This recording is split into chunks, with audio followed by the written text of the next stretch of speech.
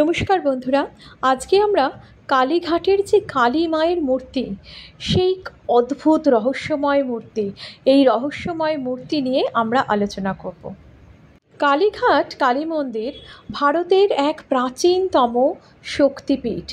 এখানে ভয়ঙ্কর রূপের পূজার জন্য এই মন্দির কিন্তু বিশ্বজুড়ে প্রসিদ্ধ। হিন্দু পুরাণ অনুযায়ী এখানে দেবীর একটি অংশ পতিত হয়েছিল। বলা হয় দেবীর ডান পায়ের অঙ্গুলি এখানে পতিত হয়েছিল। শক্তিপীঠের কাহিনী অনুযায়ী সতী দেবী যখন তাঁর পিতা দক্ষের যজ্ঞসভায় স্বামীর অবমাননা সহ্য করতে পারলেন না, আত্মাহুতি দিলেন, তখন শিব শোকে উন্মত্ত হয়ে সতী দেবীর দেহ কাঁধে নিয়ে বিশ্বভ্রমণ করতে থাকেন। মহাদেবের সেই তাণ্ডব থামানোর জন্য বিষ্ণু তার সুদর্শন চক্র দিয়ে সতীর দেহ 51 অংশে টুকরো করে দেন এবং এক একটি টুকরো ভারতবর্ষের বিভিন্ন স্থানে পতিত হয়। সেই স্থানে শক্তিপীঠ হিসেবে সেই স্থান পূজিত হয়। কলকাতার বুকে যে কালীঘাট রয়েছে, সেই কালীঘাট ছিল বহু বছর আগে কালীক্ষেত্র।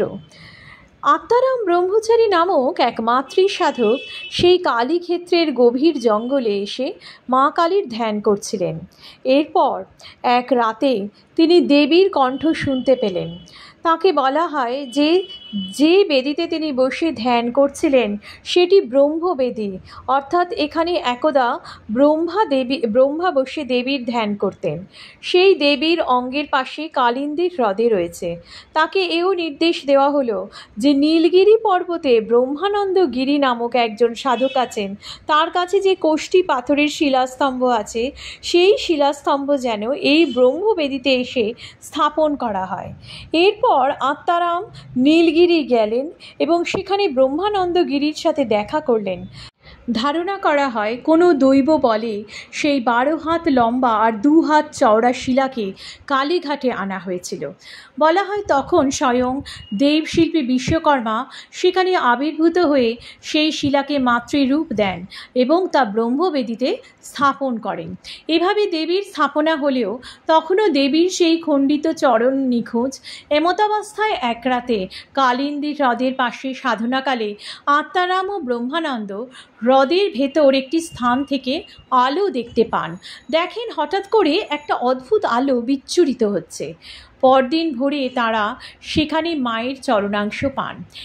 এটি ছিল স্নানযাত্রার দিন, অর্থাৎ জ্যৈষ্ঠ পূর্ণিমার দিন। আজও প্রথা মেনে এই বিশেষ পূজা হয়। 1809 সালে বরিশার সাবর্ণ জমিদার তাঁর পুত্র রামলাল এবং ভ্রাতুষ্পুত্র লক্ষ্মীকান্তের উদ্যোগে আদি গঙ্গার তীরে বর্তমান মন্দিরটি নির্মিত করেন। পরবর্তীকালে মন্দিরের কিছু অংশ নষ্ট হয়ে গেলে জমিদার সাবর্ণ পরিবারেরই জমিদার সন্তোষ রায়চৌধুরী সেইগুলি সংস্কার করেন। বর্তমান মন্দিরটি প্রায় 90 ফুট উঁচু।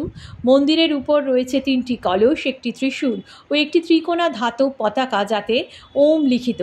এটি নির্মাণ করতে প্রায় 8 বছর সময় লেগেছিল।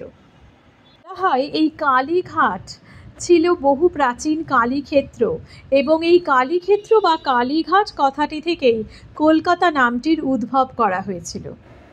আত্মারাম ব্রহ্মচারী এবং ব্রহ্মানন্দ গিরি স্থাপিত সেই দেবী কালী মূর্তি সেই যে পূজিত হওয়া শুরু হলো, তা যুগ যুগান্ত ধরে পুজো হয়ে আসছে এবং ভক্তদের মনোবাঞ্ছা পূরণ করে এই মন্দিরে এসে। এই হচ্ছে দেবীর কুণ্ড, এখানেই হচ্ছে কুণ্ডপুকুর বলা হয় এবং কুণ্ডপুকুরের সামনেই দেবীর মন্দির, যে মন্দিরে দেবী মূর্তি রয়েছে। মন্দিরের গর্ভগৃহে রয়েছে দেবী মূর্তি এবং সেই চরণাঙ্গুলি সেই অংশ আছে যা দেখা নিষেধ। মন্দিরের প্রধান পুরোহিত তা চোখ বেঁধে পুজো করেন। কালীঘাটের মূল মন্দির সংলগ্ন অনেকগুলি ছোট ছোট মন্দিরে রাধাকৃষ্ণ, শিব প্রভৃতি দেবতাও পূজিত হয়। কালীঘাট মন্দিরের নিকটেই রয়েছে দেবতা নকুলেশ্বর শিবের মন্দির। কালে কালে এই শক্তিপীঠ তন্ত্র সাধনার এক স্থান হয়ে ওঠে। বিভিন্ন বিখ্যাত তান্ত্রিকরা এখানে এসে তাদের সাধনা করেছিলেন এবং সিদ্ধ হয়েছিলেন। আজও এই মন্দিরে বলি প্রথা আছে। ভক্তের মনোবাঞ্ছা পূরণ হলে ভক্তরা এখানে দিয়ে যায় মায়ের উদ্দেশ্যে। অনেক সময় ভক্তরা গর্ভগৃহে প্রবেশ করতে পারে না, প্রচুর ভিড় হয় বলে। বলা হয় এখানে মা কালীর মুখমণ্ডল দর্শন করলেও তোমার প্রাপ্তি, তোমার প্রার্থনা পূরণ হবে মায়ের মুখ দর্শন করলেও। তো সেই কারণে দর্শনের আলাদা লাইন হয়, আলাদা স্থান রয়েছে যেখান থেকে গর্ভগৃহে না প্রবেশ করেও দর্শন করা যায়, এবং দর্শনেও কিন্তু সমান প্রার্থনা পূরণ হয়।